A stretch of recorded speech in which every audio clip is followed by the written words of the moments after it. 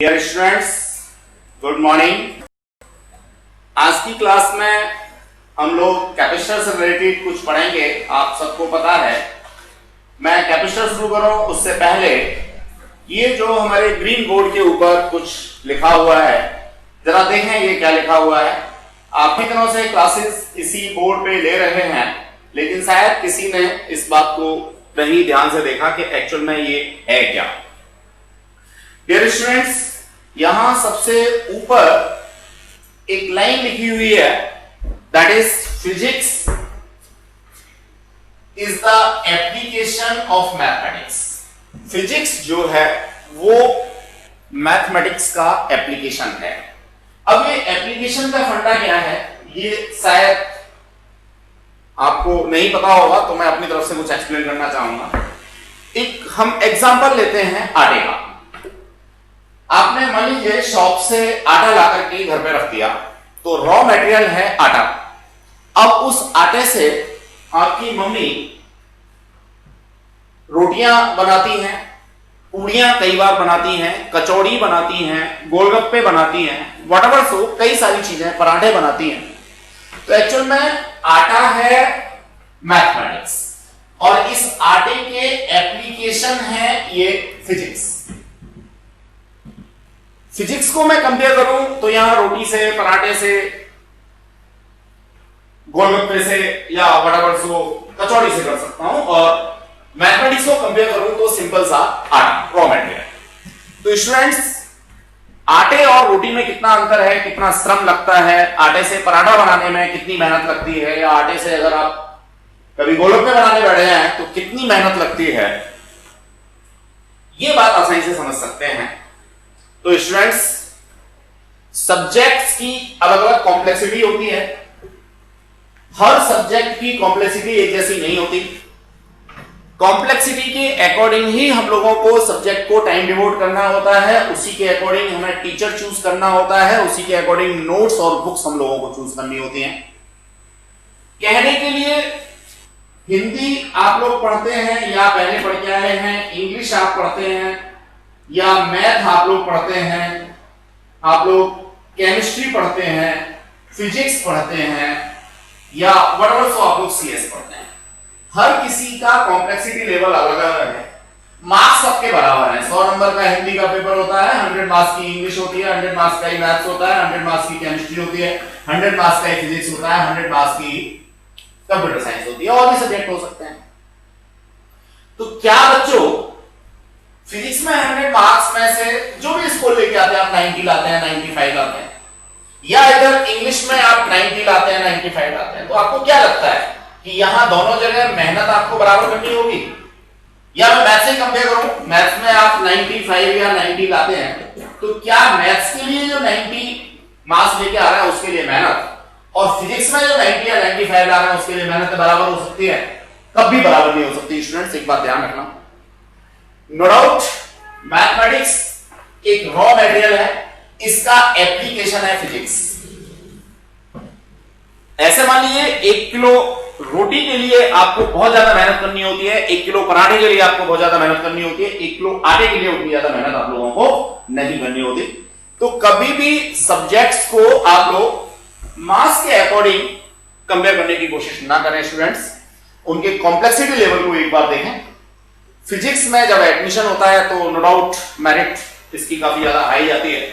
Physics में marks लाना भी थोड़ा मुश्किल होता है, पढ़ना भी कंपैरेटिवली मुश्किल होता है। हाँ, एक बात जरूर है, फिजिक्स पढ़ने के बाद जो हमारी डेली लाइफ है उसको आसान बनाना बहुत आसान हो जाता है। मैथमेटिक्स एक लैंग्वेज है, उसको पढ़ने से लाइफ बहुत ज्यादा आसान नहीं होती। फिजिक्स को पढ़ने से लाइफ सबसे ज्यादा आसान हो जाती है, क्योंकि हम पढ़ ही नेचर के बारे में रहे हैं, अपनी सराउंडिंग के बारे में, जो ऑब्जेक्ट्स हैं उनके बारे में ही हम लोग बच्चों पढ़ रहे हैं। इसी तरह से केमिस्ट्री पढ़ने से भी हमारी लाइफ का एक छोटा सा पार्ट कंपैरेटिवली आसान हो जाता है। बायो पढ़ने से हमारी लाइफ का एक पार्ट आसान हो जाता है। तो बच्चों, on the basis of complexity level आप लोगों को सब्जेक्ट को वेटेज देनी है, टीचर को वेटेज देनी है। आप हर सब्जेक्ट को मार्क्स के कंपैरेटिव न लेके चलें। तो आज मैंने बोर्ड पे लिखी हुई सिर्फ एक चीज, एक लाइन आपको समझाई है, physics is the application of mathematics. इसके बाद अभी तो बोर्ड पे बहुत कुछ लिखा हुआ है, फिजिक्स को ही आप ही जैसे प्रीवियस क्लास के स्टूडेंट्स ने यहां मेंशन किया है। देखिए पी को एक अलग तरीके से बनाया हुआ है, फिर इसके बाद में H को अलग तरीके से बनाया हुआ है, Y को अलग तरीके से बनाया है, S अलग तरीके से बना रखा है, S के अंदर भी बहुत सारी चीजें दिखा रखी हैं, फिर I को अलग बनाया हुआ है, C को अलग तरीके से बनाया है, देखो S को अलग डिजाइन की फॉर्म में बनाया हुआ है। इन सारे लेटर्स का अपने आप में मीनिंग है। आप रोजाना पढ़ते हो, जब भी यहां जल्दी आ जाते हो, क्लास जल्दी शुरू होती है, तो आपको इन लेटर्स के बारे में जरूर सोचना चाहिए कि इसके अंदर क्या छुपा हुआ है। फाइनली यहां स्टूडेंट्स ने लिखा है लैब, तो क्या वाकई हम रोजाना है प्रैक्टिकल्स कर रहे हैं? हाँ बच्चों, हो सकता है आपको अप्रेंटिस रोजाना दिखाई ना दे रहे हो, लेकिन हम लोग रोजाना ही यहां एक्सपेरिमेंट्स करते हैं, रोजाना ही हम लोग कुछ न कुछ नया करते हैं। इसलिए ये फिजिक्स का जो क्लासरूम होता है वो ऑलवेज लैब होती है। तो ये बच्चों कुछ बातें थी जो आज मेरे को आपसे यहाँ शेयर करनी थी, डिस्कस करनी थी। अब मैं कंटेंट की तरफ बढ़ता हूं, आगे बढ़ते हैं। आई थिंक आपको अच्छा लगा होगा ये एक्सप्लेनेशन। हमारा आज का टॉपिक है combination of capacitors in series. No doubt capacitors की कॉम्बिनेशन हम लोगों को पढ़नी है। देखो बच्चों, प्रीवियस क्लासेस में आप लोग रेसिस्टेंस की कॉम्बिनेशन पढ़ के आए हो, घबराओ मत, रेसिस्टेंस की कॉम्बिनेशन भी आपको पढ़नी है, वो भी आप लोगों के सिलेबस में है। वो सिलेबस में है जो नेक्स्ट हमारा थर्ड वाला चैप्टर है, उसमें यहां पहले कैपेसिटर्स की कॉम्बिनेशन है। तो बच्चों रोड मेमोरी पर नहीं जाना है, अगेन आप लोगों को समझना है। कई बार बच्चों के दिमाग में जब सीरीज और पैरेलल की बात आती है तो बस एक ही बात आती है, क्या आती है कि सीधी लाइन में लगे हो तो सीरीज है, और ऐसे ऊपर नीचे लगे हो तो पैरेलल है। तो बच्चों ये जो कॉन्सेप्ट आपके दिमाग में भरा पड़ा है ये बिल्कुल गलत है। ऊपर नीचे की लाइन से और इससे कोई कंसर्न नहीं है। आपने हो सकता है सही भी पढ़ा हो। अब मैं हर बच्चे से अलग अलग नहीं पूछूंगा कि किसने क्या पढ़ा है, अपनी तरफ से कुछ कहना चाहूंगा। अपनी तरफ से बच्चों मैं ये कहना चाहूंगा कि आपको सीरीज और पैरेलल कॉम्बिनेशन में सिर्फ एक ही बात याद रखनी है। अगर चार्ज को या करंट को ट्रेवल करने के लिए, फ्लो करने के लिए एक ही रास्ता मिले, मान लीजिए ये मेरी बैटरी है, यहां से कोई चार्ज चला, इस चार्ज को एक ही रास्ता मिल रहा है बच्चों, क्या मिल रहा है? एक ही रास्ता मिल रहा है, कोई ऑल्टरनेटिव पाथ नहीं है, तो ये कॉम्बिनेशन सीरीज कॉम्बिनेशन होगा। इसके अलावा कोई कहता है कि नेगेटिव से पॉजिटिव को जोड़ा, पॉजिटिव को नेगेटिव से जोड़ा, पता नहीं क्या क्या, कुछ भी याद नहीं रखना है। बस एक ही बात याद रखनी है कि if there is only one path to travel charge, to flow current, then it be series। तो बच्चों ये सीरीज की बात थी। यहां डिफरेंट कैपेसिटर्स को हमने सीरीज में लगा रखा है। इस फिगर से बहुत सारी चीजें हम पढ़ने की कोशिश करेंगे। यहां मैंने कोई सोर्स लगाया, ये इसका पोटेंशियल डिफरेंस मैंने V कह दिया, पॉजिटिव टर्मिनल, नेगेटिव टर्मिनल, ये कंडक्टिंग वायर है। और कंडक्टिंग वायर का जो कॉन्सेप्ट है वो हम ये मान के चलते हैं बच्चों कि इसके थ्रू कोई भी लॉस नहीं होता, कोई पोटेंशियल ड्रॉप नहीं होता। तो जो पॉजिटिव पोटेंशियल यहां था वही पॉजिटिव पोटेंशियल आपके इस प्लेट को मिल गया। कैपेसिटर के अंदर कंडक्शन तो होगा नहीं, कंडक्शन के लिए कोई मटेरियल तो यहां है नहीं, वैक्यूम है या व्हाटएवर, सो कोई डाइलेक्ट्रिक फील्ड है, तो यहां होगा इंडक्शन। इंडक्शन होगा तो चूंकि यहां पे पॉजिटिव आया था तो ड्यू टू इंडक्शन यहां नेगेटिव आ जाएगा। अब इसके बाद फिर कंडक्शन के लिए पाथ मिल गया, कंडक्शन के लिए पाथ मिल गया। तो देखो बच्चों, अंदर वाली प्लेट पे अगर ये नेगेटिव आया था तो बाहर वाली प्लेट पे क्या होगा? पॉजिटिव होगा। जब ये बाहर वाली प्लेट पे पॉजिटिव होगा तो ये चूंकि कनेक्टेड है इसलिए ये पॉजिटिव यहां पहुंच गया बच्चों। जस्ट लाइक, नो डाउट धीमे धीमे करके जो एनर्जी थी चार्ज की, चार्ज नहीं, चार्ज की एनर्जी की, वो धीमे धीमे करके कम होती चली गई और फाइनली यहां तक पहुंचते पहुंचते जो आपके पास पोटेंशियल पॉजिटिव था वो नेगेटिव में कन्वर्ट हो गया। ये कंडक्टिंग वायर है और ये कंडक्टिंग वायर अगेन यहां बैटरी में आके लगा तो ये नेगेटिव टर्मिनल आ गया। बच्चों एक बात ध्यान रखना, बल्ब ग्लो करता है, ट्यूब ग्लो करती है, टेलीविजन के अंदर आप लोग इलेक्ट्रिसिटी प्रोड्यूस करते हो, हीटर के अंदर आप इलेक्ट्रिसिटी को फिल करते हो। होता क्या है, कभी आपने सोचा है? जो भी सोर्स है उस सोर्स से हाई एनर्जी के चार्ज कैरियर्स ट्रेवल करते हैं और यहां कहीं ना कहीं अपनी एनर्जी को लूज करते चले जाते हैं, और जब सारी एनर्जी उनकी ऑलमोस्ट लूज हो जाती है फिर दोबारा के यहां पहुंच जाते हैं, यहां फिर दोबारा से वो एनर्जी हिट होते हैं। ये सोर्स है। बिल्कुल ऐसे मान लीजिए कि आपने सुबह घर पे अच्छे से खाना खाया, घूमते फिरते स्कूल गए, व्हाटएवर सो मार्केट गए, फिर दोबारा घर पहुंच गए, तो शाम तक आते आते फिर दोबारा से आपको भूख लग जाती है, यानी आपने जो एनर्जी सुबह घर से ली थी in the form of food वो पूरे दिन में आपकी खत्म हो गई और लास्ट में फिर आ गए। तो इसी तरह से कोई भी मैं सर्किट की बात करूंगा तो हर सर्किट के अंदर यही होता है। जैसे ही हम सर्किट को ऑन करते हैं तो चार्ज का फ्लो होता है, हाई एनर्जी का चार्ज फ्लो करेगा, धीमे धीमे करके उसकी एनर्जी रिड्यूस होती चली जाएगी और फाइनली जाकर के वो अपने डेस्टिनेशन पे पहुंच जाएगा। चार्ज कभी डिस्ट्रॉय नहीं होता, charge is a conservative quantity, it can not be created not be destroyed, but charge में be transfer from one body to another body. बड़ा सिंपल सा कांसेप्ट। चलिए, तो बच्चों मान लीजिए ये पोटेंशियल मेरा यहां पे था, तो कुछ पोटेंशियल डिफरेंस इसके अक्रॉस खत्म हो गया V1, इसके अक्रॉस V2 खत्म हो गया, इसके अक्रॉस V3 खत्म हो गया। इस तरीके से मैं कह सकता हूं कि जो टोटल पोटेंशियल है वो V1 plus V2 plus V3 के बराबर है। ये बात थी समझने की कि हुआ क्या एक्चुअल में इस प्रोसेस में। अब बात मेरे को करनी है रोट मेमोरी की, तो सीधे सीधे रोट मेमोरी में डाला जा सकता है कि whenever there is a division of potential, current तो मेरी सेम है, चार्ज का फ्लो तो सेम है, लेकिन डिवीजन हो रहा है किसका, पोटेंशियल का। तो ऐसी स्थिति में ये कॉम्बिनेशन क्या कहलाता है, सीरीज कॉम्बिनेशन कहलाता है। तो स्टूडेंट्स, सीरीज कॉम्बिनेशन में चार्ज या करंट का डिस्ट्रीब्यूशन नहीं होता, जबकि पोटेंशियल का डिस्ट्रीब्यूशन होता है। Let us move forward. Capacitors के अंदर क्या होता है फिर दोबारा से आप इस डायग्राम को देख लेंगे ध्यान से। मैं इसके ऊपर कुछ वैल्यूज लिख करके भी आपको एक बार बताना चाहूंगा, जिससे प्रैक्टिकली न्यूमेरिकल्स करते समय आपको दिक्कत नहीं होगी। मान लीजिए ये बैटरी 12 वोल्ट की है, तो ये पॉजिटिव प्लेट मैं ऐसा मानता हूं ये 12 वोल्ट पे है और नेगेटिव प्लेट 0 वोल्ट पे है, तभी इन दोनों के बीच में पोटेंशियल डिफरेंस है 12 वोल्ट। ये कंडक्टिंग वायर है, तो विदाउट एनी लॉस इस प्लेट पे 12 वोल्ट मेरे को मिल जाएगा, और ये मेरा कंडक्टिंग वायर है, तो अगेन इस प्लेट पे 0 वोल्ट मेरे को मिल जाएगा।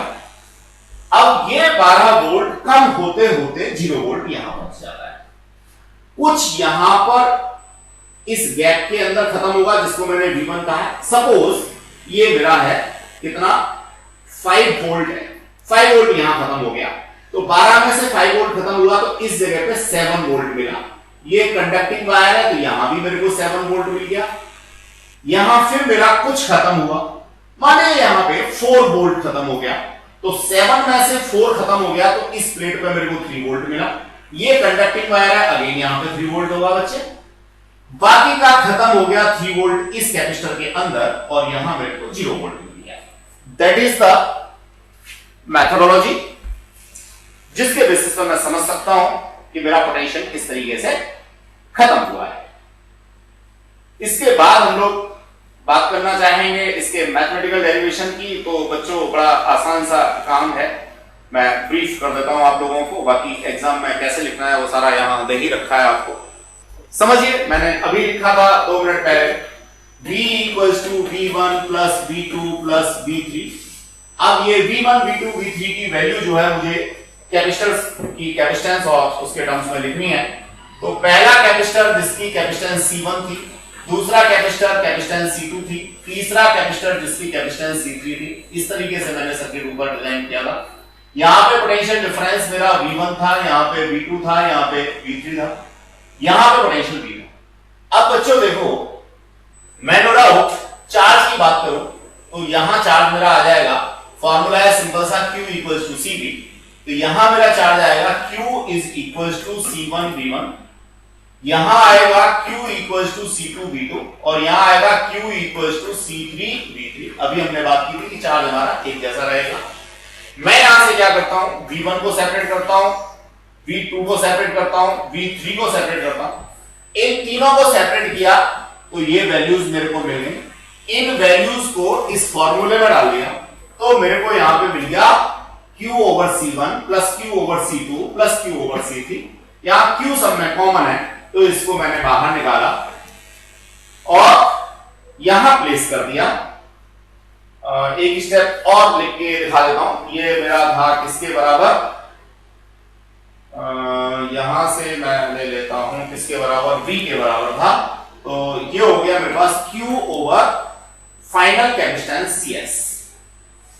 ठीक है बच्चों, और ये आएगा मेरा v बाई क्यू कह सकते हैं, या इसको 1/Cs कह सकते हैं, क्योंकि ये जो q q q है ये सारे के सारे मेरे को कॉमन आके इससे कैंसिल आउट हो गए, और सीधे सीधे मेरे को मिल गया 1/Cs equals to 1/C1 plus 1/C2 plus 1/C3। Students को अगर प्रॉब्लम हो रही हो तो एक स्टेप और लिख के दिखा देते हैं। ये मेरे पास पोटेंशियल था, इन तीनों को मैंने यहां पर डाला। तो देखो बच्चों, टोटल जो पोटेंशियल है V, जिसको मैं Q बाई C लिख सकता हूं। Q चार्ज है, C ओवरऑल या इफेक्टिव कैपेसिटेंस है, चूंकि सीरीज में लग रही है इसलिए मैंने इसको CS लिख दिया है। That is equals to Q over C1 plus Q over C2 plus Q over C3। ये Q सब में से कॉमन हुआ और कैंसिल आउट हो गया। इस तरह से 1/CS equals to 1/C1 plus 1/C2 plus 1/C3 मिल गया। तो बच्चों CS मैंने इसलिए लिखा था क्योंकि ये सीरीज कॉम्बिनेशन है, बाकी रेसिप्रोकल में कनेक्ट करने से मेरे को ये कॉन्सेप्ट मिल गया। इसके बाद मैं बात करना चाहूंगा यहां से कुछ कॉन्सिक्वेंसेस की। तो स्टूडेंट्स, कॉन्सिक्वेंसेस क्या है देखिए। The equivalent capacitance is smaller than the smallest individual. Reciprocal में है बच्चों, तो यहां से हम समझ सकते हैं इस बात को कि ये जो है, जो स्मॉलेस्ट है उससे भी कम आएगी हमारी कैपेसिटेंस, यानी कम हो जाएगी। The charge on each capacitor is same, यानी हर कैपेसिटर के ऊपर चार्ज जो है वो कैसा होगा, सेम होगा। ये बच्चों बात हम लोगों को यहां पे समझ में आ जानी चाहिए। Then after we are moving towards parallel combination of capacitors. तो पैरेलल कॉम्बिनेशन ऑफ कैपेसिटर में पहले मैं इसी फिगर को ही आप लोगों को एक्सप्लेन करना चाहूंगा। स्टूडेंट्स देखिए क्या है, समझने की कोशिश करते हैं। वही कॉन्सेप्ट, पोटेंशियल सोर्स मैंने यहां लिया, ये मेरे पास चार्ज फ्लो हुआ। यहां से चार्ज को फ्लो होने के लिए तीन रास्ते मिल रहे हैं, तीन रास्ते इसका मिल रहा है। इसका मतलब चार्ज जो है वो तीन अलग अलग पाथ पे ट्रैवल करेगा। पोटेंशियल की मैं बात करूं, वही एग्जांपल मान लीजिए 12 वोल्ट यहां है, 0 वोल्ट यहां है, तो 12 वोल्ट यहां मेरे को मिल गया। ये भी कंडक्टिंग वायर है, तो 12 यहां मिलेगा, 12 ही यहां मिलेगा, 12 ही यहां मिलेगा। ऐसे ही यहां पे 0 है तो ये 0 मिलेगा क्योंकि ये कंडक्टिंग वायर है। यहां पे भी 0 है, यहां पे भी 0 है, यहां पे भी 0 है। इसका मतलब हर कैपेसिटर के अक्रॉस ड्रॉप जो है वो 12 वोल्ट का हो रहा है। चार्ज को डिवाइड होने के लिए यहां पे रास्ते मिल रहे हैं अलग अलग। तो सपोज Q1 चार्ज यहां चला गया, Q2 यहां चला गया और Q3 यहां चला गया। तो यहां जो कॉन्सेप्ट मिलेगा वो मेरे को मिलेगा Q इक्वल्स टू Q1, बड़ा ही बना लेते हैं, plus Q2 plus Q3। Getting the concept और नॉट? तो चार्ज मेरे को यहां पे मिलेगा। अब मुझे करना क्या है, नोट आउट इसकी कैपेसिटेंस और इसके अक्रॉस पोटेंशियल, इसकी कैपेसिटेंस, इसके अक्रॉस पोटेंशियल, इसकी कैपेसिटेंस और इसके अक्रॉस पोटेंशियल, इन तीनों को यहां कंपेयर करना है। मैं जानता हूं Q इक्वल्स टू क्या होता है, CV होता है। तो देखो बच्चों, ये फॉर्मूला जब मैं Q1 के लिए यूज करूंगा तो ये C1V होगा, Q2 के लिए यूज करूंगा तो ये मेरा C2V होगा, और Q3 के लिए यही फॉर्मूला यूज करूंगा तो C3V होगा। V यहां पे सब में सेम है, कोई डिवीजन नहीं है, इसलिए V मैंने सेम रखा है। चार्ज मेरा बदलता जा रहा है, तो यहां C1 C2 C3 आ गया, बस ये वैल्यू उठानी है, यहां पर प्लेस कर देनी है। तो Q इक्वल्स टू हो गया CV equals to C1V plus C2V plus C3V। बच्चों यहां से V मैं कॉमन ले लेता हूं, तो CV equals to V common लिया, C1 plus C2 plus C3। यहां से V से V कैंसिल आउट हो गया। अब चूंकि ये पैरेलल कॉम्बिनेशन था इसलिए इस C को मैंने नया नाम दे दिया CP, यानी कैपेसिटेंस इन पैरेलल। तो capacitance in parallel equals to C1 plus C2 plus C3। अब जिन बच्चों को रेसिस्टेंस का कॉन्सेप्ट याद आ रहा है, बिल्कुल याद आना चाहिए, हमें थर्ड चैप्टर में पढ़ना भी है। कैपेसिटेंस और रेसिस्टेंस दोनों के ही कॉम्बिनेशन बच्चों हम लोगों को पढ़ना है, दोनों के ऊपर ही क्वेश्चन हम लोगों को मिलता है। तो मैं ऐसा यहां रिकॉग्नाइज कर रहा हूं, आप लोगों भी इस बात को महसूस कर रहे होंगे कि जो फॉर्मूला हमें वहां पैरेलल के लिए मिला था यहां सीरीज के लिए मिलता है, और जो वहां सीरीज के लिए मिला था वो यहां पैरेलल के लिए मिलता है। बिल्कुल फैक्ट है, बिल्कुल सही याद आ रहा है आपको। जो रेसिस्टेंस के फॉर्मूले हैं उनका बिल्कुल उल्टा होता है कैपेसिटेंस के लिए। तो ये मेरा पैरेलल कॉम्बिनेशन का कॉन्सेप्ट था बच्चों। एग्जाम में कैसे लिखना है ये सारा यहां पे मैंने मेंशन किया हुआ है, आप अपने नोट्स में इसी तरह से लिख सकते हैं, ठीक है।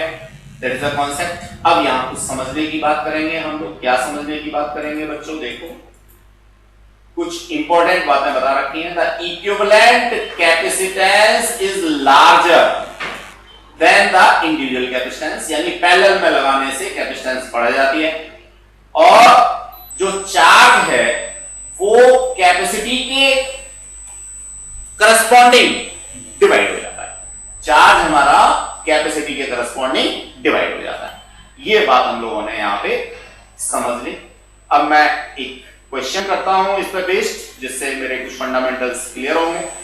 तो बच्चों देखें जरा क्वेश्चन, एग्जांपल नंबर 16 के नाम से है ये। Two capacitors of capacitance 3 microfarad. सबसे पहले मुझे ये समझना है कि ये माइक्रोफैरड है, प्रैक्टिकल का माइक्रोफैरड में नहीं मिलेगा। दूसरा है 6 माइक्रोफैरड का, are charge to potential 2 volt. दोनों को अलग अलग हमने चार्ज किया है, पहले को 2 वोल्ट से और दूसरे को 5 वोल्ट से रेस्पेक्टिवली लिखा हुआ है यहां पे। These two charge capacitors are connected in series। अब दोनों को चार्ज करने के बाद सीरीज में लगा दिया। Find the potential across each of two capacitors। अब दोनों कैपेसिटर्स के अक्रॉस आपने पोटेंशियल निकालना है। क्वेश्चन को फिर एक बार से पढ़ें, मैंने तो एक्सप्लेन करने की कोशिश की थी, आप पढ़ें और पढ़ने के बाद डायग्राम बना के देखें। पहला कैपेसिटर आपने यहां पे बैटरी लगा दी। बैटरी कितनी लगाई? 2 वोल्ट की। इसकी कैपेसिटी कितनी थी? 3 माइक्रोफैरड। दूसरा आपने कैपेसिटर लिया, दूसरे कैपेसिटर में बैटरी लगा दी चार्ज करने के लिए। कितने वोल्ट की बैटरी थी? 5 वोल्ट की बैटरी थी अकॉर्डिंग टू योर क्वेश्चन। और कैपेसिटेंस किसकी थी? कितनी थी? 6 माइक्रोफैरड। अब इस बैटरी ने इसको चार्ज कर दिया, इस बैटरी ने इसको चार्ज कर दिया, दोनों कैपेसिटर चार्ज हो गए। दोनों कैपेसिटर चार्ज हो गए। कितना कितना चार्ज आया? सपोज मैं इसको कैपेसिटर नंबर 1 कहता हूं और इसको कैपेसिटर नंबर 2 कहता हूं, तो 1 के ऊपर जो चार्ज आया वो यहां से निकलेगा Q इक्वल टू CV। तो बच्चों Q1 फर्स्ट कैपेसिटर के लिए, C कितना है मेरा? 3 माइक्रोफैरड, यानी 3 × 10⁻⁻⁶। और V कितना है? V है मेरा 2 वोल्ट, तो मल्टीप्लाई बाय 2। ये चार्ज आ गया मेरा पहले वाले कैपेसिटर पे। इसी तरह से दूसरे वाले कैपेसिटर पे जो चार्ज आएगा वो आएगा 6 × 10⁻⁻6 मल्टीप्लाइड बाय 5। ये वैल्यू आ गई मेरे पास Q सेकंड की। अब बच्चों कैपेसिटर मेरे चार्ज हो गए, बैटरी को मैंने अलग कर लिया।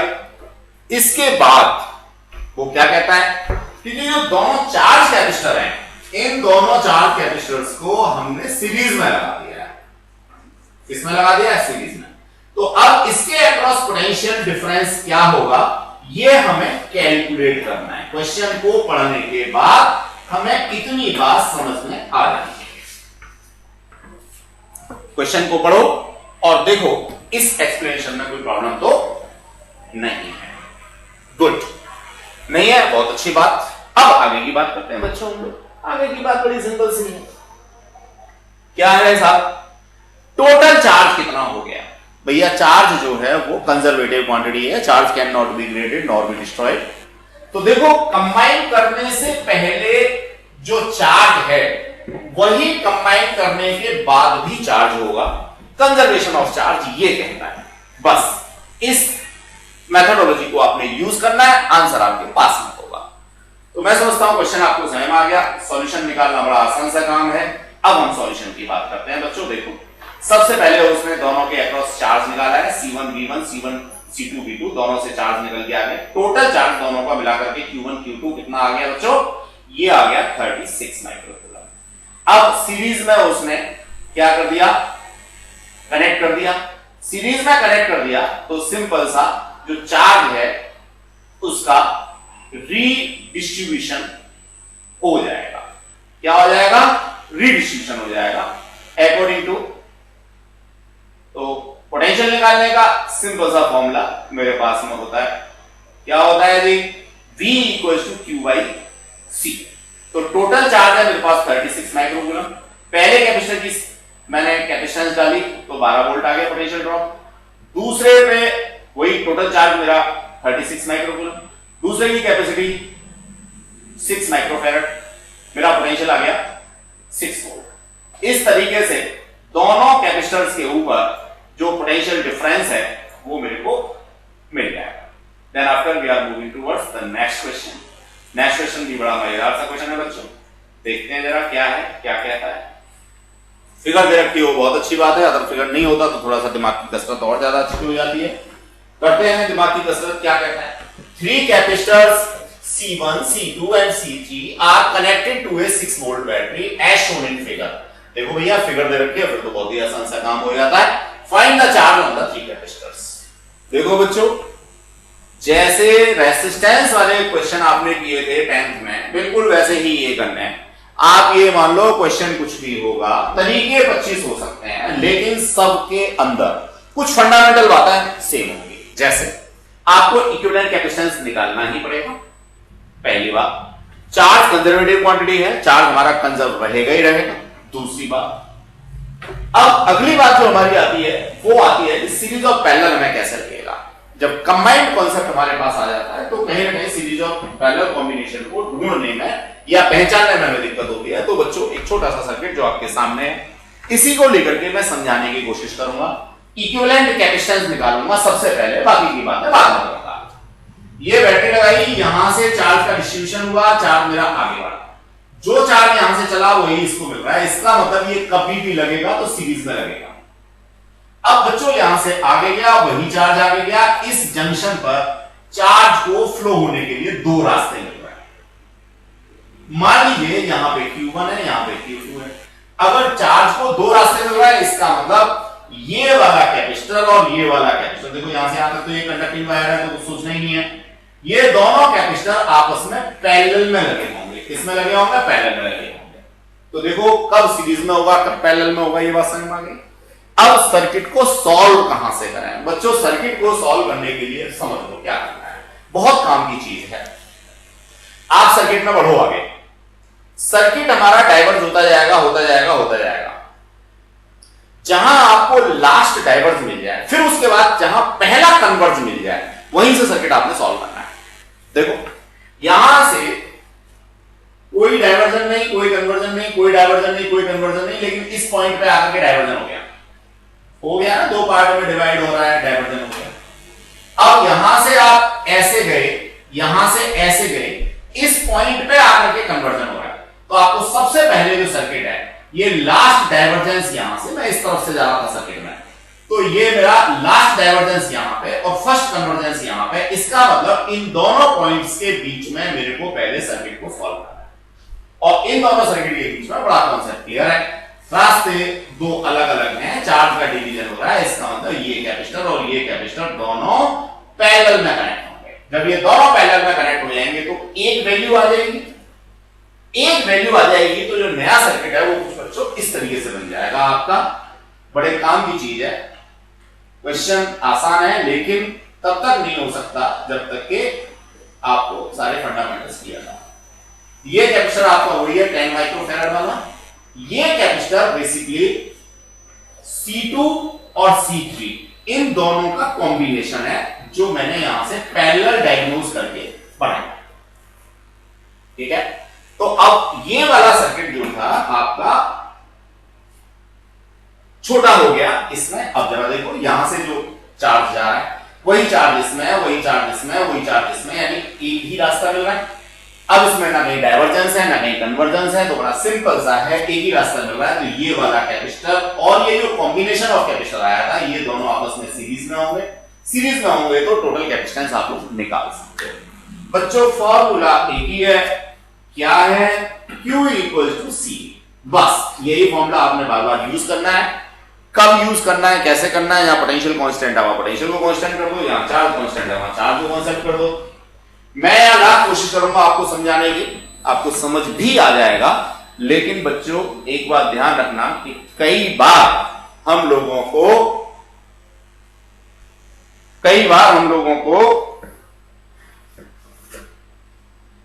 जब तक क्लियर नहीं होता, जब तक कि हम अपने आप से नहीं करते।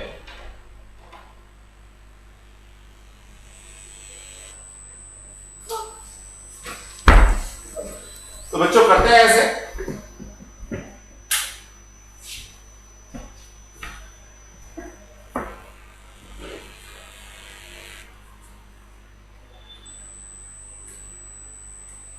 ऑफ करके ऑन करो से सो क्या है।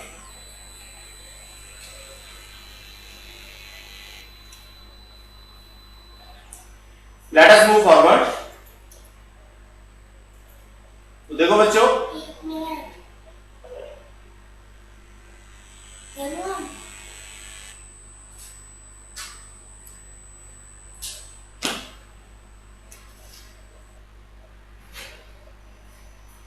साउंड चेक करी, साउंड चेक की, साउंड आ रही है? घुमा के मेरी तरफ कर दो। लेट अस मूव, थोड़ा सा हैंडनेस थी बच्चों, आगे बढ़ते हैं। चलिए, तो ये अरेंजमेंट में इक्विवेलेंट कैपेसिटेंस निकालने के लिए सर्किट को देखो बिल्कुल उसी तरीके से मैंने सॉल्व करके दिखाया। ये दोनों पैरेलल में आ गए, ऊपर नीचे आप लोग देख रहे हैं, जैसा मैंने भी समझाया था। जब ये पैरेलल कॉम्बिनेशन आ गया तो ये दोनों सीरीज आ गए, और सीरीज आ गए तो यहाँ पे इक्विवेलेंट कैपेसिटेंस निकालने की कोशिश की है। पहले C2 और C3 को लेकर के उसने पैरेलल कॉम्बिनेशन लगा करके 10 माइक्रोफैराड ला दिया। फिर जब ये 10 माइक्रोफैराड आ गया तो इस पहले वाले के साथ में सीरीज में लगाया 10 माइक्रोफैराड 10 माइक्रोफैराड। ये 10 दोनों का कॉम्बिनेशन है, ये पहले से जो दे रखा है वो है। दोनों को लेकर के जो नेट या इक्विवेलेंट कैपेसिटेंस है वो 5 माइक्रोफैराड आ गई।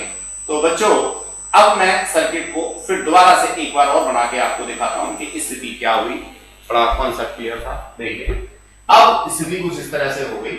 ये मेरी बैटरी है, यहां पर सिर्फ एक कैपेसिटर बचा है। इस कैपेसिटर की जो कैपेसिटेंस है वो 5 माइक्रोफैराड आई है, और यहां पे 6 वोल्ट की बैटरी है, ठीक है। अब मैं यहां से चार्ज निकाल सकता हूं। चार्ज होगा again Q equals to CV। Q मुझे निकालना है, C मेरे पास 5 × 10⁻⁻6 है, और पोटेंशियल मेरे पास 6 वोल्ट है। तो इस तरह से ये चार्ज मेरे पास Q जो है वो आ गया 30 × 10⁻⁻6 क्या कूलम। ये आ गया जी टोटल चार्ज, ठीक है। अब बच्चों वो बहुत कुछ आप लोगों से पूछता है, ये 30 माइक्रोकूलम चार्ज जो है वो फर्दर कैसे डिवाइड होगा। मैं उसी सर्किट पे दोबारा ले चलता हूं इसको वापस करके, आपको ये क्लियर हो गया कि 30 माइक्रोकूलम चार्ज जो है वो आ गया। आगे बढ़ते हैं हम लोग, उसी सर्किट पे दोबारा से चलते हैं। ये सर्किट मैं ले लेता हूं दोबारा, और ऊपर इक्विवेलेंट सर्किट आपके सामने है ही। तो अब जरा देखें, देखो बच्चों जो 30 माइक्रोकूलम चार्ज है वो एक्चुअल में बैटरी से लीक हुआ है। कहां से लीक हुआ है? बैटरी से। तो यहां से 30 माइक्रोकूलम चार्ज टोटल वाला लीक हुआ। नो डाउट इस वाले कैपेसिटर पे 30 माइक्रोकूलम चार्ज ही होगा। अगर मैं इसके अक्रॉस पोटेंशियल निकालना चाहता हूं तो V इक्वल्स टू क्या होता है? Q/C होता है। Q मेरे को पता है 30 × 10⁻⁻6 है, और C कितना है? इसका 10 माइक्रोफैराड है, तो ये 10 × 10⁻⁻6 है। ये दोनों कैंसिल आउट हो गए।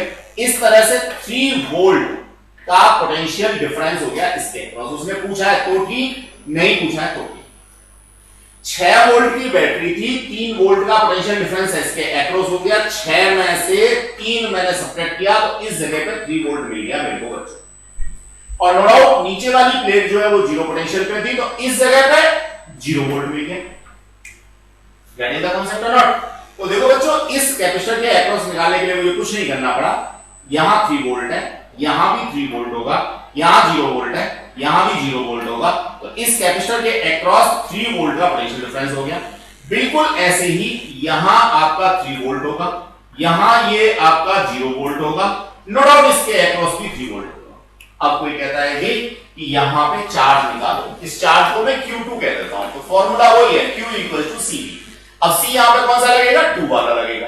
पोटेंशियल कौन सा लगेगा? जो इसके अक्रॉस है। तो इसके अक्रॉस पोटेंशियल में निकाल चुका हूं 3 वोल्ट, और ये निकाल के चुका हूं 5 × 10⁻⁻6। बस बन गया काम, 15 × 10⁻⁻6 कूलम। ये चार्ज हो गया Q2 जो इसके अक्रॉस। इसी तरह से इसके अक्रॉस को निकाल सकते हैं। इसके अक्रॉस की बात करें तो अगेन यहां पर मैं लिखता हूं Q3 that is equals to C3 × V3।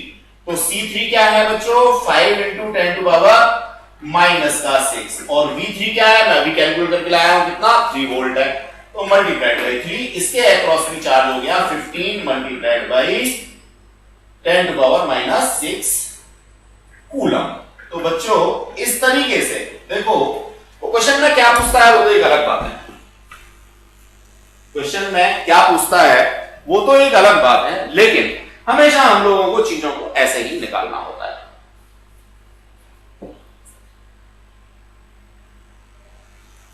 कोई बात नहीं उसको जूम कर।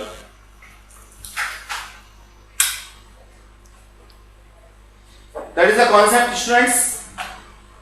मैं समझता हूं इस क्वेश्चन में काफी कुछ आपको समझ में आया होगा और फिर मैं दोबारा से कहना चाहूंगा there are so many things. और बच्चे कभी भूल के भी आप लोग रोट मेमोरी के बेसिस पे तो किसी क्वेश्चन को करने की कोशिश मत करना। कमजोर दिल वाले बच्चे सिर्फ थ्योरी से ही काम चला लेना, बहुत नॉर्मल सी बात है। More study more complexions. एक क्वेश्चन करोगे 100 बातें अलग से सीखनी पड़ेगी, नहीं करोगे एक भी नहीं सीखनी पड़ेगी, फिजिक्स बहुत आसान होगी। तो बच्चों फिजिक्स को आसान बनाना तो दो ही तरीके हैं, या तो बहुत ज्यादा पढ़ो या तो बहुत कम पढ़ो। अगर बहुत कम पढ़ोगे तो मार्क्स आपके कम आएंगे, फिजिक्स आपको छोड़नी पड़ेगी, 12th के बाद छोड़ दोगे, ग्रेजुएशन के बाद छोड़ दोगे, हमेशा फिजिक्स से साथ नहीं चल सकते। बहुत ज्यादा पढ़ोगे मार्क्स बहुत अच्छे आएंगे, जिंदगी भर फिजिक्स आपके साथ में रहेगी, फिजिक्स के जितने भी एडवांटेज हैं वो हमेशा आप लोगों को मिलते रहेंगे। जस्ट लाइक मी, बड़ा सिंपल सी बात है। I am satisfied with opting physics subject, मेरे को बहुत अच्छा लगता है और नो डाउट मैं इसको ऑप्ट करने के बाद अपने आप को आज भी सेटिस्फाइड फील करता हूं, मुझे बहुत अच्छा लगता है। तो it's your choice, what do you want. एक क्वेश्चन करो, बिना समझे एक भी स्टेप आगे मत बढ़ो। कोई जरूरी नहीं है कि आप जो है 100 क्वेश्चन करोगे, 1000 क्वेश्चन करोगे, आपको फंडामेंटल्स क्लियर होना चाहिए। रन टाइम पर आपको आपकी बुद्धि में काम करना है।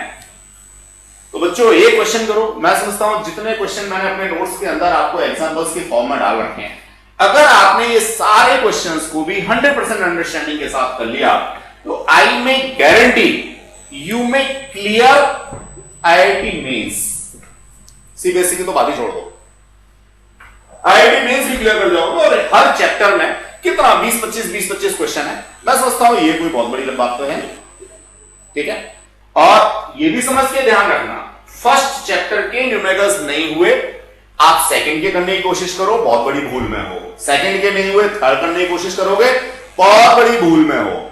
बच्चों सारा कंटेंट सीक्वेंस में है, इधर उधर भटकने की जरूरत नहीं है, एक जगह से एक सीक्वेंस में काम कर लो, सारी चीजें अपनी जगह पे बिल्कुल ठीक हो जाएंगी। चलिए, तो इसको आप ग्रेस करेंगे बिल्कुल इसी तरह से जैसे पशु खाना खाते हैं, पहले उनके सामने खाना आता है, फट फट फट फट फट भर लेते हैं, फिर उसके बाद में उसकी जुगाली करते हैं। तो उसी तरीके से आप लोगों को ये क्वेश्चन करना है। मैंने आपको समझाया, हो सकता है आपको सारा समझ में आ गया हो, घर पे जाके करोगे, हो सकता है कुछ बातें इसमें से रह गई हो तो फिर दोबारा से समझोगे, नहीं होगा मेरे पास ले आओगे। मैंने व्हाट्सएप नंबर यहाँ पे दे रखा है, आप व्हाट्सएप करके भी डिस्कस कर सकते हैं। व्हाट्सएप नंबर, तो आप यहाँ से इसको भी यूज करके अपना डाउट पूछ सकते हैं। लेकिन जब तक आपको समझ में ना आए तब तक आगे मत बढ़ना बच्चों, ये बहुत ही इंपॉर्टेंट कॉन्सेप्ट है। जो कॉन्सेप्ट आप लोग रेसिस्टेंस के लिए यहाँ पढ़ रहे हो, अगेन आप लोगों को थर्ड चैप्टर में, जो यहाँ कैपेसिटेंस के लिए पढ़ रहे हो, थर्ड चैप्टर में आपको रेसिस्टेंस के लिए पढ़ना है। चलिए, तो यहाँ मैंने सारे निकाल के आपको दे दिए। फिर इसके बाद में बच्चों एग्जाम्पल नंबर 18, नो डाउट अगर ऊपर वाला क्वेश्चन हुआ है तो मैं ये कहूंगा कि इसको आप लोग पहले हिट करें, इसको पहले ट्राई करें। आपसे नहीं होगा तो मैं यहां बैठा हूं, आप व्हाट्सएप कर सकते हैं, इंडिविजुअल आकर के मेरे से डिस्कस कर सकते हैं, जैसे चाहे डिस्कस कर सकते हैं। I am responsible for all these questions. आप कोई भी क्वेश्चन लाएंगे मैं उसको बताऊंगा, लेकिन पहले आप ट्राई करेंगे जैसे मैंने बताया है उसके। इसके बाद हम लोग बात करना चाहेंगे एनर्जी स्टोर्ड इन कैपेसिटर। एक छोटा सा कॉन्सेप्ट है, बड़ा अच्छा सा कॉन्सेप्ट है कि भैया हम कैपेसिटर यूज तो कर रहे हैं, लेकिन हमारा पर्पस क्या है। हमने पिछली क्लास में भी आई थिंक डिस्कस किया था कि capacitor is a device which store energy in terms of charge. Charge की फॉर्म में कैपेसिटर क्या करता है, एनर्जी को स्टोर करता है। जब हमें जरूरत होती है तो इस एनर्जी को हम ले लेते हैं। बस यहां पे प्रॉब्लमेटिक क्या है, प्रॉब्लमेटिक ये है कि जब भी हम कैपेसिटर से एनर्जी को लेंगे तो इंस्टेंटेनियसली हम लोगों को एनर्जी मिल जाएगी। हम अपनी जरूरत के हिसाब से धीमे धीमे धीमे धीमे करके एनर्जी को नहीं ले सकते, बस ये एक छोटी सी यहां पे प्रॉब्लम है, लेकिन फिर भी हमारे बहुत काम आती है। तो देखो बच्चों, किसी भी कैपेसिटर में बेसिकली एनर्जी स्टोर होती क्यों है, ये बात समझिए। सब देखिए, ये मान लीजिए मेरे पास कोई कैपेसिटर है और इस कैपेसिटर को मैंने किसी बैटरी के थ्रू ये कनेक्ट कर दिया, ठीक है। तो जब तक ये मेरा, मान लीजिए मैंने स्विच लगा दिया, जब तक ये ओपन था, क्या था, ओपन था, तो ओपन के केस में यहां का पोटेंशियल और यहां का पोटेंशियल कैसा था, 0 था। जैसे ही आपने इसको क्लोज किया तो नो डाउट इसके ऊपर हायर पोटेंशियल आया और इसके ऊपर कंपैरेटिवली लोअर पोटेंशियल हुआ।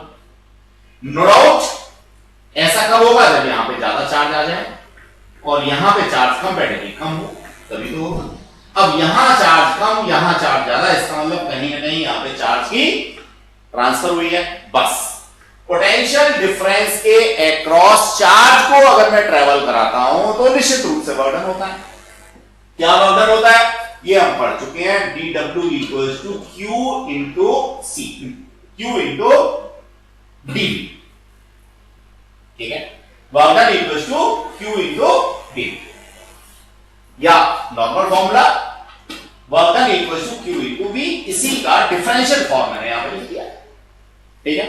तो किसी पोटेंशियल डिफरेंस के अक्रॉस अगर मैं चार्ज को ट्रेवल कराता हूं तो बर्डन होता है। ये बर्डन कहां जाएगा बच्चों, और करेगा कौन, बर्डन तो करेगी ये बैटरी, जाएगा कहां, इस कैपेसिटर के अंदर स्टोर हो जाएगा। अच्छा, अब इस कैपेसिटर के अंदर क्या हो रहा है ये भी समझ लो। कैपेसिटर के अंदर बेसिकली पोलराइजेशन हो रहा है डाइलेक्ट्रिक का। अभी हमने यहां कुछ नहीं फील किया, डाइलेक्ट्रिक फील्ड वाले हमने कैपेसिटर्स पढ़े भी नहीं है, लेकिन यहां वैक्यूम तो था। तो वैक्यूम का एक तरीके से डाइलेक्ट्रिक क्या हुआ है, पोलराइजेशन हुआ है। तो वैक्यूम के पोलराइजेशन में जो हमारी एनर्जी लगी, जो हमारा बर्डन हुआ, किसने किया, इस बैटरी ने किया, वो इन टर्म्स ऑफ एनर्जी यहां स्टोर हो गया। तो ये मैकेनिज्म है किसी भी कैपेसिटर के अंदर एनर्जी के स्टोर होने की। अब हम यहां से क्या कर लेंगे, फॉर्मूला निकाल लेंगे। ये सारी की सारी बातें यहां मैंने समझा रखी हैं, आपको इसमें लिख रखी हैं, आप इनको एज इट इज अपने एग्जाम में लिख सकते हैं। डायग्राम की फॉर्म में भी मैंने समझा रखा है कि चार्ज ट्रांसफर होता है तो हमारा डाइलेक्ट्रिक के अंदर पोलराइजेशन की फॉर्म में स्टोर हो जाता है। फॉर्मूला बड़ा क्लियर सा है, dW equals to V dash dQ dash. अब यहां से करना कुछ नहीं है, बड़ा सिंपल सा, आपने एक छोटा सा इंटीग्रेशन करके देना है। देखिए कर देते हैं, ये दे रखा है W इक्वल्स टू dW में क्या था, Q इंटू dV था, ठीक है। या इसको उल्टी फॉर्म में लिख सकते हो, V इंटू dQ लिख सकते हो। अगर आप पोटेंशियल को चेंज कर रहे हो तो Q इंटू dV लिखोगे, और अगर आप चार्ज को चेंज कर रहे हो तो V इंटू dQ लिखोगे। दोनों ही केसेस में ये ठीक है। तो यहां हम लोगों ने लिखा क्या, ये वाला concept V into dQ, potential हम चेंज कर रहे हैं तो V हमारा क्या होता है, Q इक्वल्स टू CV होता है। V यहां से हमने निकाल दिया Q बाई C, बस। तो ये हमने Q बाई C डाला, dQ डाला, इसका क्या कर दिया, इंटीग्रेशन कर दिया। तो यहाँ पे 1/c तो आ गया ये बाहर, कांस्टेंट है इसलिए, और Q डैश dQ डैश की जो बात की, ये हो गया हमारे पास Q स्क्वायर बाई 2। तो इस तरह से ये हमें मिल गया 1/2 Q स्क्वायर बाई C। कोई बच्चा नो डाउट इस तरीके से भी निकाल के दे सकता है, 100 तरीके से निकाल के दे सकता है, या आप इसी फॉर्मूले में डाल लें, क्या Q इक्वल्स टू CV डाल लें। तो जैसे ही आप यहां पे डालेंगे 1/2, Q की जगह पे हो जाएगा C square V square upon में C, तो ये आपके पास में आ गया 1/2 CV स्क्वायर या half CV square. Getting the concept और नॉट। एक फॉर्मूला और भी आ सकता है, कौन सा आ सकता है, आपने निकाला है 1/2 Q स्क्वायर बाई C। मैंने वहां पर इस जगह पर क्या किया है, यहाँ पे Q की वैल्यू डाली है, Q इक्वल्स टू CV। अगर मैं C की वैल्यू डाल दूं तो यहां से C इक्वल्स टू मेरा निकल के आएगा Q बाई V। डाल देता हूं, तो 1/2 Q स्क्वायर, ये तो ठीक है, C की जगह पे डाला मैंने Q अपॉन V, तो Q से Q कैंसिल आउट हो गया, 1/Q इंटू V आ गया। तो एक फॉर्मूला एनर्जी स्टोर का ये आ गया, एक फॉर्मूला एनर्जी स्टोर का ये आ गया, और एक फॉर्मूला जो यहां निकाल रखा है वो आ गया। तो ये तीनों ही फॉर्मूले अपनी जगह पे ठीक है, ठीक है, तीनों ही फॉर्मूले हम लोग यूज कर सकते हैं। अब कौन सा फॉर्मूला कहां यूज करेंगे, देखो इसमें सी नहीं आ रहा, तो कोई भी ऐसा न्यूमेरिकल जिसमें कैपेसिटेंस मुझे ना दे रखी हो ना निकालनी हो, तो मैं वहां पे ये वाला यूज कर सकता हूं 1/2 QV का। अगर मेरा सीरीज कॉम्बिनेशन का कॉन्सेप्ट है, तो सीरीज कॉम्बिनेशन में नीचे आता है मेरा CS, तो मैं ये वाला फॉर्मूला यूज करना पसंद करूंगा। और पैरेलल कॉम्बिनेशन में C आता है मेरा न्यूमरेटर में ऊपर, तो मैं ये वाला फॉर्मूला पसंद करूंगा। तो बच्चों कौन सा फॉर्मूला कब यूज करना है एनर्जी के लिए, ये हमें यहां से समझ में आ गया। एक बात और भी हमें समझनी है, क्या समझनी है, हम सीरीज में कैपेसिटर्स को लगा लें और उन्हीं कैपेसिटर्स को पैरेलल में लगा लें, एनर्जी स्टोर्ड सेम होगी। रीजन आपके सामने मैंने कहा, ये वाला फॉर्मूला भी ठीक है, ये वाला फॉर्मूला भी ठीक है, तो अगर वही कैपेसिटर्स हैं आपने सीरीज में लगा रखे हैं, ये फॉर्मूला लगा हुआ तो एनर्जी उतनी आएगी, वही कैपेसिटर्स है आपने पैरेलल में लगाया तो फॉर्मूला वही आएगा, वही एनर्जी आएगी। तो हम आगे यहां पे प्रूव भी करके दिखाएंगे आपको कि आप सीरीज में लगा रहे हो या कैपेसिटर में लगा रहे हो, दोनों ही केसेस में जो कैपेसिटेंस है वो एनर्जी स्टोर्ड है वो सेम आएगी। ये रहा जी energy stored in series combination of capacitors, वही फॉर्मूला निकाल रखा है, U इक्वल्स टू या work done equals to Q square by C, half ये था, Q की वैल्यू मैंने डाल दिया बस और कुछ नहीं किया, तो U equals to U1 plus U2 U3 आ गया। सेम कॉन्सेप्ट यहां पे पैरेलल के लिए आ गया जी। अब मैंने हाफ CV स्क्वायर वाला फॉर्मूला लगाया, ठीक है, वैल्यू डाली, ये आ गया। तो देखो यहां लास्ट में कंक्लूड भी कर रखा है क्या, hence total energy is in additive condition, दोनों ही केसेस में एनर्जी कैसी आती है, सेम आती है। एक last concept that is energy density, किसी भी कैपेसिटर के अंदर एनर्जी डेंसिटी का कॉन्सेप्ट। देखो भाई बच्चों देख लेते हैं एनर्जी डेंसिटी क्या है। आपने अभी तक डेंसिटी पढ़ी है तो मास अपॉन वॉल्यूम पढ़ा है, यहां मैं एनर्जी डेंसिटी की बात कर रहा हूं, तो no doubt energy upon volume, energy को यू से डिनोट किया है, ये वॉल्यूम है। तो देखो किसी भी कैपेसिटर के अंदर बीच का सेपरेशन D था, क्रॉस सेक्शनल एरिया इसका A था, कॉमन क्रॉस सेक्शनल एरिया, इसका वॉल्यूम क्या हो गया, एरिया मल्टीप्लाइड बाई डिस्प्लेसमेंट, यानी वॉल्यूम हो गया इसका A इंटू D। तो मैं यहां पे U over A into D डालता हूं, D क्या है, डिस्टेंस है दोनों के बीच की। U कितना था, हाफ CV स्क्वायर था, हाफ CV स्क्वायर के नीचे डाल दिया मैंने A इंटू D, तो ये मेरे पास एनर्जी डेंसिटी का कॉन्सेप्ट आ गया। अब देखो बच्चों, अगर मैं इस पे पैरेलल प्लेट की कैपेसिटी का फॉर्मूला डाल दो तो कुछ और ही मिल जाता है मेरे को। कैसे मिल जाता है समझो, 1/2 C क्या था, A epsilon naught by D, ये तो C था, that is B square. B equals to मैं यहां पे ED डाल देता हूं, E इंटू D, तो E square D square upon में A इंटू D, ठीक है। A से तो जी A कैंसिल आउट करो, D से D कैंसिल आउट करो, ठीक है। क्या होगा भाई, कुछ गड़बड़ हो गई, कोई बात नहीं, दोबारा से देखते हैं। देखिए ये था मेरा एनर्जी ओवर वॉल्यूम, एनर्जी है मेरी half CV square over volume, half C की जगह पे डाल दिया मैंने क्या, A epsilon naught by D, ठीक है, और V की जगह पे डाल दिया ED, तो E स्क्वायर D स्क्वायर और नीचे AD, ठीक तो है, A से ये कैंसिल आउट हो गया और D स्क्वायर से D स्क्वायर पूरा कैंसिल आउट हो गया, ये बचा, ठीक बचा, फालतू में कंफ्यूज हुए, जरूरत ही नहीं थी, सब कुछ अपनी जगह पे ठीक है, यही कॉन्सेप्ट आपका, ठीक है। तो आपको फॉर्मूले में एनर्जी डेंसिटी का सिंपल सा फॉर्मूला है, एनर्जी अपॉन वॉल्यूम, वॉल्यूम यहां से निकाला A इंटू D, C की वैल्यू प्लेस कर दी पैरेलल प्लेट कैपेसिटर के लिए, that is A epsilon naught by D, और V इक्वल्स टू ED डाल दिया, जैसा हमने पढ़ा था E equals to dP over dR पढ़ा था ना, याद आ गया माइनस के साइन के साथ में, E equals to V over D पढ़ा था, या आप यहां से V equals to E into D लिख सकते हो, जो मैंने यहां पे लिख के दिखाया है। तो ये सारी चीजें यहां से समझने की कोशिश करेंगे बच्चों, और डेरिवेशन वैसे आपके सिलेबस में है नहीं, इसका सीधे फॉर्मूला भी आप लोग यूज कर सकते हैं। तो बस आज के लिए इतना ही, नेक्स्ट क्लास में हम लोग क्या करेंगे, इसको आगे बढ़ाएंगे। Thank you.